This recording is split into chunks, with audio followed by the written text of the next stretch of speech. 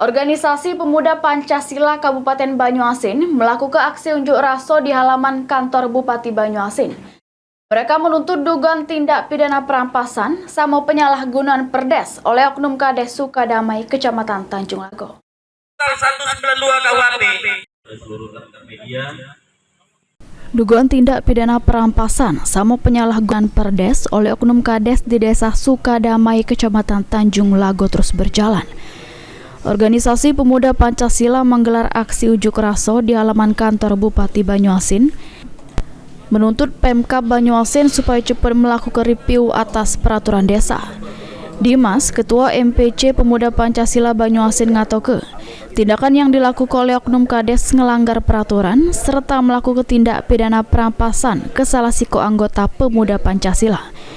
Dimas juga berharap supaya pemerintah Banyuasin bisa mengkaji ulang peraturan desa serta memecat oknum kepala desa amun terbukti melanggar aturan. Tanggal 13 Oktober itu anggota kita itu membawa armada dari kebun itu melintasi Desa Sukadamai, Pak. Tepatnya itu jalan kantor desa. Nah, pada tanggal tersebut itu kurang lebih jam 2 siang. Tiba-tiba oknum kepala desa ini Kades nih langsung nyalip pakai mobil, langsung melintang di depan mobil anggota kita dan menyetop. Nah, di situ kaget nih sopir. Terjadi sedikit cekcok, adu mulut sedikit. Lalu nih Kades langsung gebrak pintu mobil anggota kita, dipaksa turun. Setelah turun, anggota langsung bilang bahwa kenapa Pak, salah saya apa? Lagi coba dikomunikasikan, tiba-tiba tuh marah-marah tuh Kades. Marah-marah langsung aja nyabut kunci sama ngambil surat-surat mobil yang ada di dashboard. Dirampas langsung dia pergi ke kantor desa. Menanggapi aksi tersebut, Ali Mukhtar selaku Irban Investigasi Inspektorat Banyuasin ngatoke, bakal berkoordinasi dengan Dinas PMD serta cepat menindaklanjuti sesudah mendapat hasil dari koordinasi.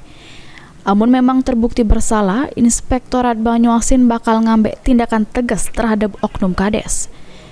Inspektorat Banyuasin akan segera berkoordinasi dengan DMD. Yakinlah ini akan segera ditindaklanjuti.